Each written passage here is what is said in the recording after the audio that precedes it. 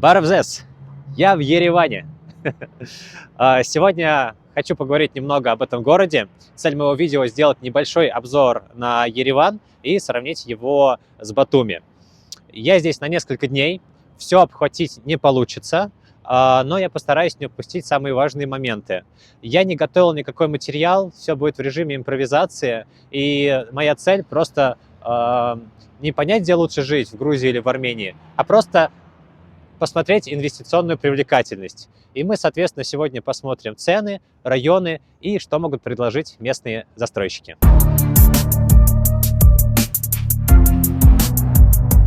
Площадь Республики — это самое сердце Еревана. Вообще район называется Кентрон. Здесь очень много красивых зданий и традиционно здесь очень много туристов. Поэтому, если ваша недвижимость находится здесь, то вам несказанно повезло. Здесь самая дорогая недвижимость с самой высокой арендой. Ереван очень древний. Он даже старше Рима, и это чувствуется. Когда впервые оказываешься в Ереване, сразу бросается в глаза его архитектура, которая выполнена из туфа, местного вулканического камня. Именно он придает городу его узнаваемый розовый облик. Это очень контрастно с Батуми, в котором в основном преобладают высотки из стекла и бетона. Здесь же, в Ереване, все более основательно и монументально. Кстати, не весь Ереван такой монументальный. Понятное дело, что в самом центре города цены всегда выше. Но сегодня мы посмотрим с вами районы, более подходящие для жизни. Да, я не смогу обхватить все районы города, но мы с вами сравним район Очепняк и район Аван. Познакомился с застройщиками, зашел в несколько агентств недвижимости. Многие рассказывали про этот район Очепняк в Ереване. Он находится примерно в 20 минутах на такси от центра Еревана. И это спокойный, тихий район для жизни. В основном сейчас в нем много новостроек, примерно около 10 застройщиков строятся здесь. Он активно развивается. Сейчас вот за моей спиной в основном здесь преобладают низкоэтажные дома. Здесь хорошая инфраструктура, разные магазины и все, что нужно для жизни, здесь есть. Часто покупают недвижимость здесь с помощью ипотеки, потому что в Ереване недвижимость, как правило, дороже. Если мы сравниваем с Батуми, все-таки контраст цен, он есть.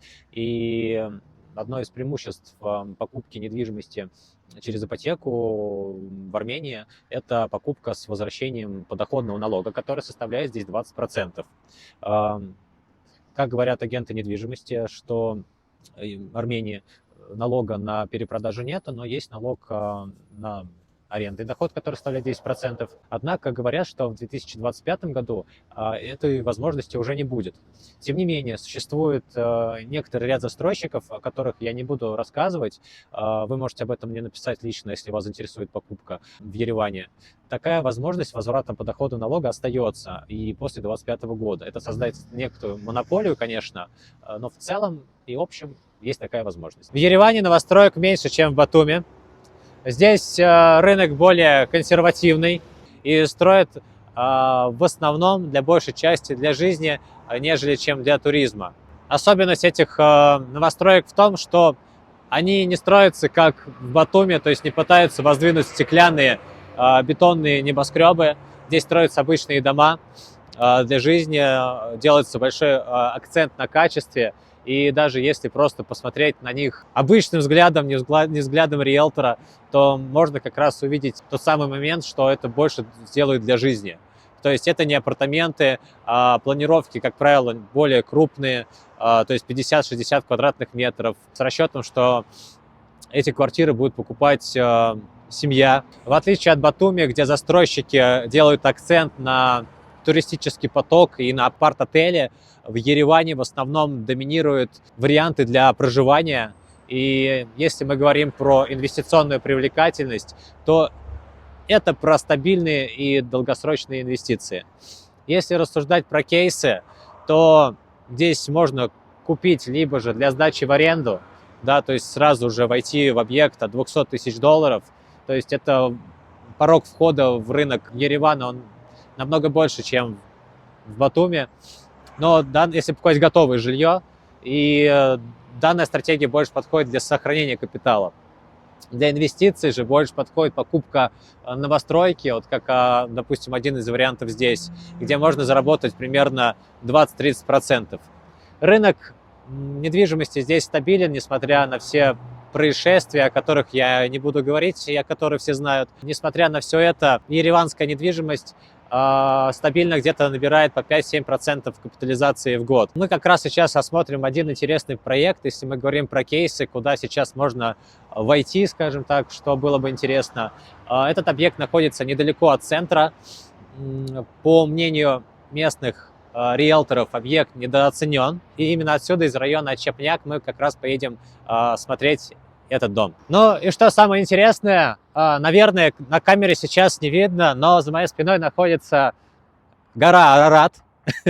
Вот, и если в Батуми традиционно принято покупать недвижимость с видом на море, да, он с этим ассоциируется, то Ереван, конечно, ассоциируется с горой Арарат. И вот мы плавно перешли с Арарата на объект Бюрех. Я еще хотел добавить про Арарат, что сам город Ереван проектировался таким образом, чтобы Арарат было видно с любой точки Еревана.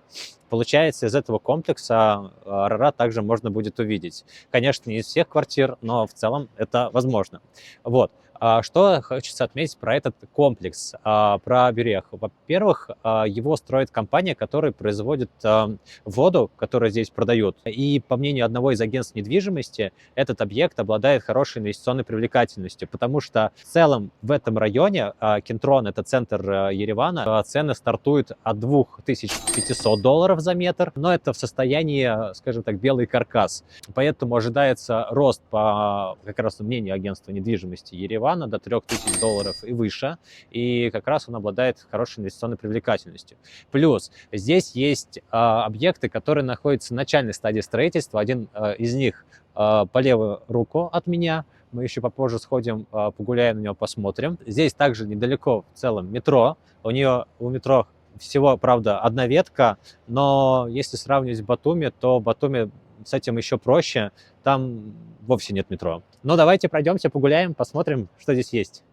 Такая удобная парадная. Здесь секционные батареи уже, стоит ресепшн. Очень много светлых оттенков, что радует глаз. Лифты марки Шиндлер. В одном из обзоров мы их уже затрагивали. Как же холодно.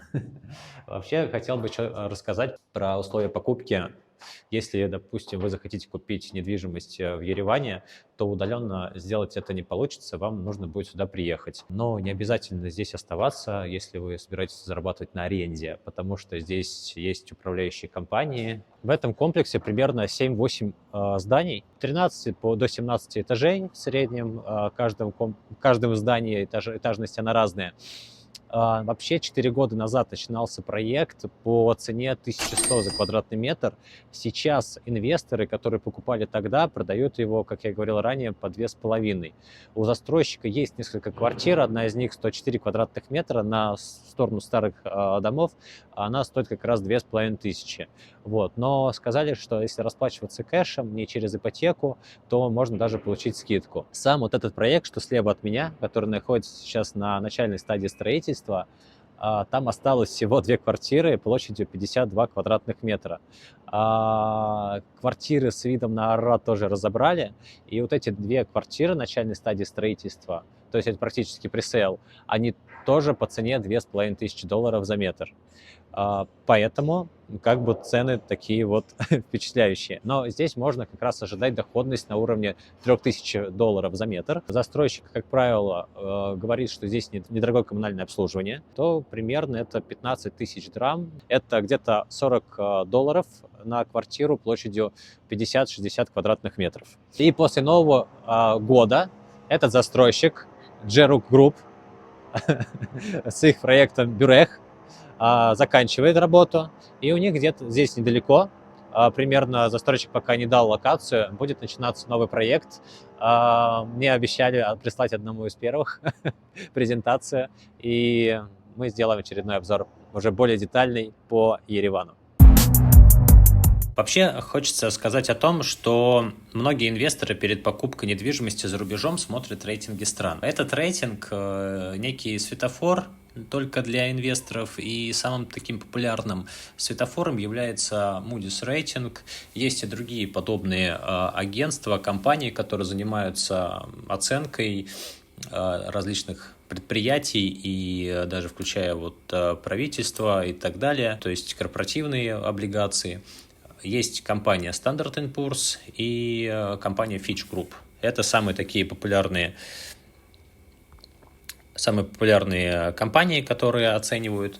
И вообще, как эта оценка работает. Самая высокая оценка AAA, вот здесь это можно увидеть, она идет к C. И написано, что начинается с A, более качественное, более высокое качество, и C это более низкое качество.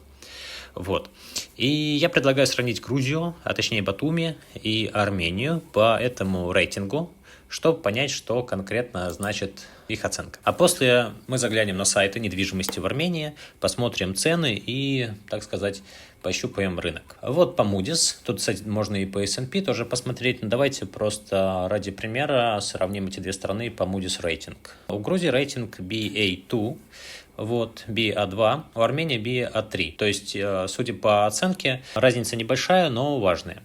BA2 указывает на более низкий риск инвестиций и более высокую экономическую стабильность. А BA3 у Армении – это стабильность, но, скажем так, с небольшими оговорками, то есть там потенциальные риски выше. А для Грузии же это, наоборот, означает, что со стороны международных инвесторов есть некая уверенность. То есть туризм, аренда жилья, торговля – все это всегда стабильно работает и приносит, скажем так, доход. Армения же, с другой стороны, это рынок, который только развивается. Поэтому рост цены на недвижимость связан с ограниченным предложением качественного жилья на рынке Еревана, притоком иностранных релокантов, такими временными стимулами по ипотекам и налоговым льготам, которые я также хотел здесь поделиться. Вообще в Армении до недавнего времени действовала программа возврата НДФЛ на проценты по ипотечным кредитам. Это означало, что люди, покупающие жилье в ипотеку, получали от государства часть уплаченного налога обратно. И эта программа позволяла многим семьям, особенно молодым, у которых есть различные льготы, приобрести жилье. Собственно, это стимулировало спрос на недвижимость. Я сейчас был в Ереване, здесь многие как раз застройщики об этом тоже говорили, агентства недвижимости говорили, что с 1 января 2025 года эта льгота будет отменена для покупок в Ереване, а к 2029 году и в других регионах страны. Это означает, что жилье в ипотеку станет дороже, так как покупателям придется покрывать полную стоимость кредита, то скорее всего, спрос упадет. Поэтому те, кто планировал покупку жилья в ипотеку, могут отказаться от нее, потому что будут более высокие ежемесячные платежи. И в результате ипотека будет пользоваться меньше. Ипотека, как мы все знаем, это главный драйвер роста недвижимости. Часть новостроек, ориентированных на местных покупателей, может тоже остаться без спроса, могут начаться какие-то снижения, заморозки, и спрос начнет смещаться в сторону аренды, так как покупка жилья станет менее доступной. А Грузия же, напротив, она устойчиво растет. Туризм, аренда жилья и различные казино и так далее, это все выглядит стабильно для международных инвесторов. И в Батуми, например, спрос на недвижимость остается высоким, несмотря на различные ситуации, которые все знают. А Армения же пока не имеет таких стабильных источников спроса, поэтому ее рынок больше зависит от внутренних факторов, таких как ипотечные льготы и экономическая активность. Но, несмотря на все это, как говорят гроссмейстеры-инвесторы, настоящий инвестор может заработать на любом рынке, поэтому и в Ереване остаются интересные предложения, но их действительно меньше, чем в Батуми. Однако, в отличие от того же Батуми, где рынок активно поддерживается туристами, в Ереване разве что остаются только точные проекты, с которыми нужно быть более внимательным инвестору при выборе, то тщательно изучать район, спрос и долгосрочные перспективы. В принципе, я сделал такую таблицу, чтобы мы смогли с вами тоже посмотреть. То есть, если главный вывод сказать такой, что в Батуми можно заработать на потоке туристов, то в Ереване ставка делается больше на локальных арендаторов и долгосрочный рост цен. Я взял в качестве примера несколько районов. Самый известный – это центр, старый город. Здесь есть несколько предложений, то есть вы можете таблицу тоже скачать, посмотреть. Я просто брал первые попавшиеся объявления на сайте List и, соответственно, сравнивал их, то есть их можно открыть, посмотреть, как это все выглядит, какие квартиры есть в качестве готового жилья, вот какая там площадь и цена. Как видите, вот средняя цена в старом городе за квадратный метр составляет практически около $3000. Район Арабкир – это в целом недалеко от центра. Там уже квадратный метр чуть дешевле, можно найти за $2500. Вот. Есть район Ачапняк. В основном там как раз покупают молодые, да, семейные люди, там подешевле, и можно купить недвижимость попроще, практически за $2000, 1940. И в районе Авана можно купить еще дешевле, $1573 за квадратный метр. Я, кстати, не все районы рассмотрел, не во всех районах был, поэтому в среднем ситуация может как-то немного отличаться. Вот, если кто-то владеет больше информацией по недвижимости, вот видите, я взял прям совсем без ремонта квартиру. В любом случае, любая цена, она играет свою роль на рынке, и все эту случайность не случайны. И взял также новостройки без ремонта. В Кентроне, например, можно вот здесь посмотреть, что у нас по новостройкам. Ну, вот так это выглядит, так называемый белый каркас. Вот, тут, в принципе, даже нет разводки электричества, и вообще это больше даже похоже на черный каркас. По ремонту говорили, что средняя цена от $400, на которую можно рассчитывать на квадратный метр. По району Арабкир цена опустилась тоже практически на $500. То есть, если в новостройке без ремонта можно купить за практически $2500, как готовый в Арабкире, как готовая в Ачапняке. В Ачапняке, соответственно, тоже цена дешевеет. Чем дальше от центра, тем дешевле. 1747 в среднем за квадратный метр. И в Аване еще дешевле. $1460 за квадратный метр. Теперь я хотел бы сравнить с арендой. Я взял в основном только долгосрочную аренду, потому что Ереван не такой туристический город, как Батуми, и сравнивать его именно с Батуми, с сезонным временем, не подойдет. Но если рассмотреть долгосрочную аренду по рынку Еревана, то можно посмотреть. Я здесь взял также площадь, рассчитал примерную цену на квадратный метр и посмотрел стоимость квадратного метра в месяц и умножил на 12. То есть у меня получилось в среднем на квадратный метр недвижимость в Кентроне зарабатывает порядка $210. В Арабкире это чуть меньше $174, почти $175, $126 в Ачапняке. И в Аване я нашел меньше объявлений на сайте. Не получилось у меня все 12 объявлений, чтобы заполнить таблицу, найти. Но вот средняя цена где-то $38. Хотя, я думаю, там есть еще дома, которые просто не опубликовали на сайте. Напишите комментарий, кто живет в Аване, какая там у вас аренда. В целом, думаю, средний показатель, среднюю характеристику все-таки можно будет проследить, исходя из этой таблицы. И я посмотрел просто рентабельность, разделил одно на другое. У меня получилось, что рентабельность в Кентроне примерно 7%, в Арабкире тоже 7%, с хвостиком чуть побольше, чем в Кентроне. Вот. И он получает самый победитель, скажем так, среди 4 районов по рентабельности. В районе Ачапняк 6,5% и в Аване 2,42%, но, опять же, думаю, не стоит их судить строго, потому что там было меньшее количество объявлений. Ну и, соответственно, по окупаемости в годах Арабкир тоже побеждает. И свой вот такой небольшой анализ по рынку недвижимости я хотел бы, конечно, завершить ипотечными ставками. Можно тут проследить.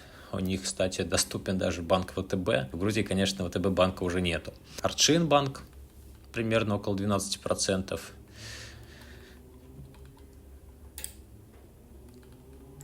Но вот такие примерно процентные ставки. А мы переключаемся на следующий кадр. Ребят, я впервые иду по этой улице. Она называется Аветисян. Вот. Это район Арабкир.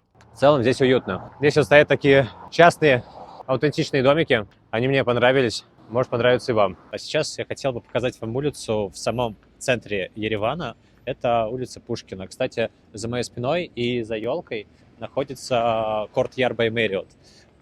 Только ереванский. Вот. В целом Ереван готовится к Новому году. Они все очень красиво здесь наряжают.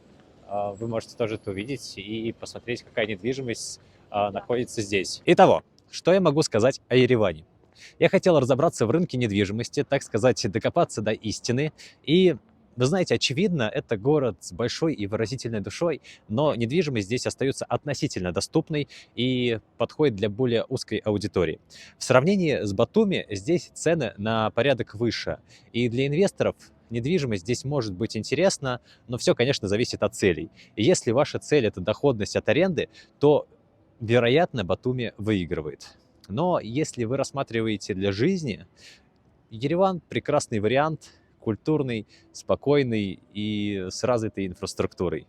Я не продаю здесь недвижимость, но познакомился с разными застройщиками, агентствами недвижимости, которых также могу порекомендовать и вам. Поэтому, если вам интересна покупка недвижимости в Ереване, пишите мне в Telegram, я проведу для вас бесплатную консультацию. Ну и, конечно, если видео оказалось для вас полезным и информативным, ставьте лайки. Ну и самое главное, я поздравляю вас с новым 2025 годом и желаю вам бесконечных денежных потоков, больших богатств, увеличения вашего капитала. В общем, будьте богаты и счастливы. И желаю вам купить квартиру в Батуми у меня. С Новым годом!